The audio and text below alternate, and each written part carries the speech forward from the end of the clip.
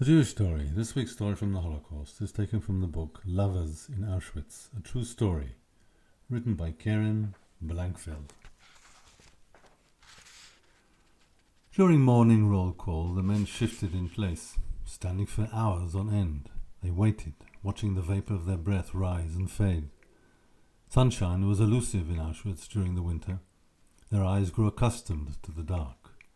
They clenched their hands into fists, clogs covered in snow, holding each other up as best as they could. David's skin burned in the cold, but he dared not move. All around him people were dying. They died while standing there at the roll call, bony dolls collapsing on the ground. When his number was called, David yelled out a quick, "Here!"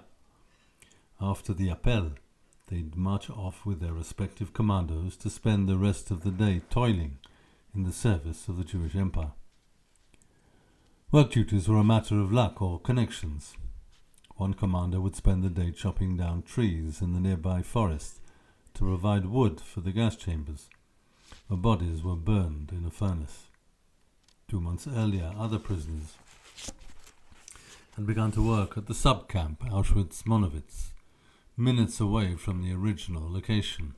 Here, prisoners worked alongside civilians at the IG Farben factory, producing synthetic fuel in support of both the German war effort and the chemical company itself, whose Zyklon B gas had in all likelihood been recently used to murder these same prisoners' families.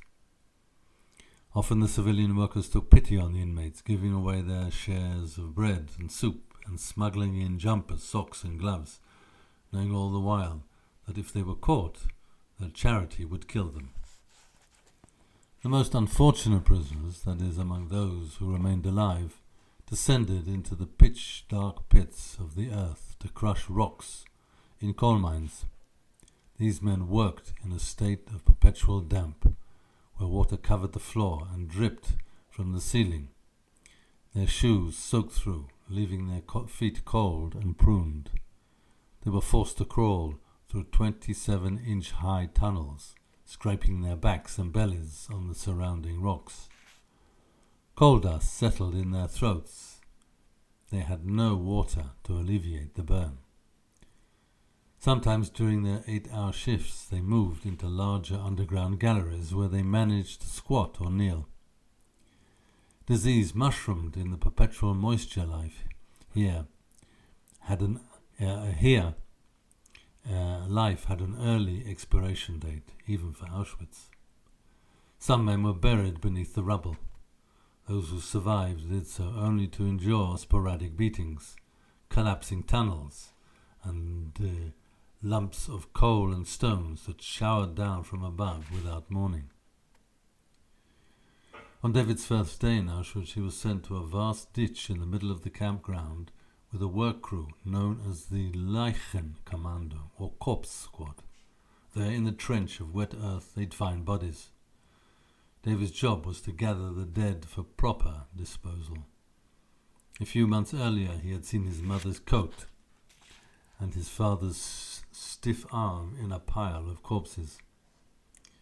Then he ran. Now he was surrounded by batons, guns and dogs. Guards tracked prisoners from watchtowers. Fleeing was not an option. Some of the dead bodies bore bullet holes, but not all.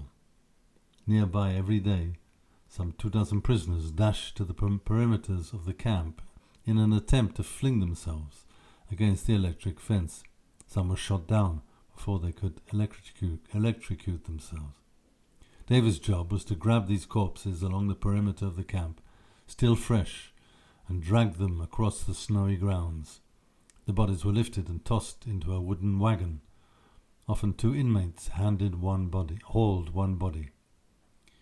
Once the grounds were cleared of corpses, David's job was done. As far as he knew, the bodies were then carried off to be buried or dumped in one of the nearby rivers, but in truth they were burned in open pits, unwanted evidence.